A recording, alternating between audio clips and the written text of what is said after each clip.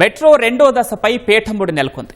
మొదటి దశలో ఎలాంటి జోక్యం చేసుకోబోమంటున్న కేంద్రం, రెండో దశ ప్రాజెక్టులో మాత్రం కేంద్రం 50%, రాష్ట్రం 50% వంతున భాగస్వామ్యం కావాలని నిర్ణయం తీసుకున్నట్లు తెలుస్తోంది. ఇక ఇప్పటికే అప్పులిస్తామన్న ఇండియన్ రైల్వే ఫైనాన్స్ కార్పొరేషన్ చేతులు ఎత్తివేసినట్లే కనిపిస్తోంది. దీంతో రాష్ట్ర ప్రభుత్వమే రంగంలోకి దిగి నేరుగా అప్పు తీసుకునే ప్రయత్నం చేస్తోంది. మెట్రో రెండో దశ నిర్మాణంలో చోటు చేసుకుంటున్న తాజా కీలక పరిణామాలపై మరిన్ని వివరాలను మా ప్రతినిధి శ్రీపతి శ్రీనివాస్ గ్రౌండ్ రిపోర్ట్లో అందిస్తారు.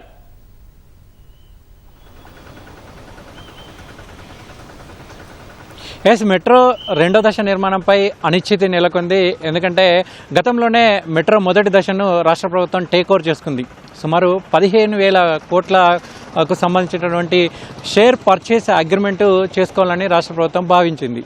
అందులో భాగంగా 13,600 కోట్లను షేర్ పర్చేజ్ అగ్రిమెంట్లో చేసుకోవాలని భావించింది. అంటే ఇంతకు ముందు ఉన్నటువంటి మొదటి దశలో ఉన్నటువంటి ప్రాజెక్టు ఓనర్ ఎవరైతే ఉన్నారో ఎల్ఎన్టీకి సంబంధించినటువంటి ఆస్తులు, అప్పులు, దానికి సంబంధించినటువంటి షేర్ పర్చేస్ అగ్రిమెంట్ను రాష్ట్ర ప్రభుత్వం తన పేరిట బదిలీ చేసుకోవాలని భావించింది. ఆ తర్వాత మిగిలినటువంటి 1,400 కోట్లను హెచ్ఎండిఏ ద్వారా చెల్లించాలని అయితే నిర్ణయించింది. అయితే ఇందులో భాగంగా ఈ రెండో దశ ప్రాజెక్టు నిర్మాణం అనేది ఆలస్యం జరుగుతుండడంతో మొదటి దశ నిర్మాణానికి సంబంధించి ప్రభుత్వం గతంలో డిపిఆర్ను తయారు చేసి కేంద్ర ప్రభుత్వానికి సమర్పించింది. అందులో భాగంగా పర్ కిలోమీటర్కు దాదాపు 200 కోట్ల రూపాయలు అంచనా వ్యయమవుతుందని అందులో పేర్కొంది.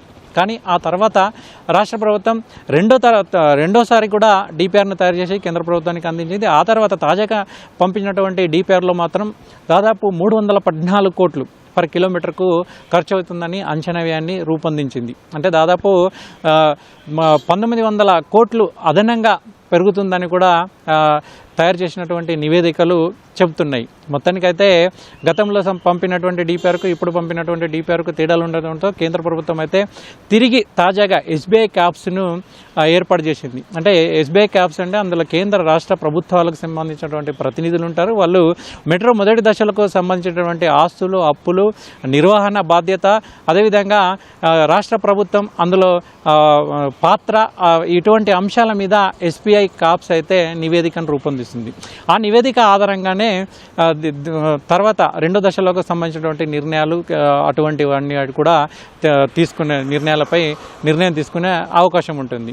అయితే మొదటి దశకు సంబంధించినటువంటి రాష్ట్ర ప్రభుత్వం టేక్ ఓవర్ ఇంకా పూర్తిగా కాకపోవడం, ఎందుకంటే 13,600 కోట్లకు సంబంధించి ఐఎఫ్ఆర్సి అంటే ఇండియన్ రైల్వే ఫైనాన్స్ కార్పొరేషన్ నుంచి రావాల్సినటువంటి రుణాలు సరైన సమయంలో రాకపోవడం, ఎందుకంటే ఆ రుణాలు వస్తే అవి రాష్ట్ర ప్రభుత్వ ఖాతాలో ఇప్పటికే జమ కావాల్సింది. ఎందుకంటే జూన్ 15వ తేదీ నాటికే ఐఆర్ఎఫ్సికి సంబంధించినటువంటి రుణాలు రాష్ట్ర ప్రభుత్వ ఖాతాలో జమ అయితే ఇప్పటికే సెకండ్ ఫేజ్కి సంబంధించినటువంటి నిర్ణయం చకచక తీసుకునే అవకాశం ఉంటుంది. కానీ ఇప్పటికీ ఆ రుణాలు రాకపోవడంతో రాష్ట్ర ప్రభుత్వం ఇతరత్రకు సంబంధించినటువంటి ప్రణాళికలు రూపొందించుకుంటుంది. ఎందుకంటే నేరుగా రాష్ట్ర ప్రభుత్వం ఆ రుణాలని ఇతరత్ర బ్యాంకుల నుంచి, అంటే ఎక్కడైతే ఐఆర్ఎఫ్సి ఎక్కడి నుంచి అయితే తీసుకుంటుందో అక్కడి నుంచే నేరుగా రాష్ట్ర ప్రభుత్వం ఆ రుణాలు తీసుకోవడం ద్వారా తక్కువ వడ్డీ చెల్లించే అవకాశాలు అయితే కనబడుతున్నాయి. లేదు అక్కడి నుంచి కనుక రుణాలు రాకుంటే రాష్ట్ర ప్రభుత్వం దగ్గర ఉన్నటువంటి ప్రైవేట్ బ్యాంకులు నుంచి కూడా రుణం తీసుకోవాలని కూడా రాష్ట్ర ప్రభుత్వం భావిస్తుంది. మొత్తానికైతే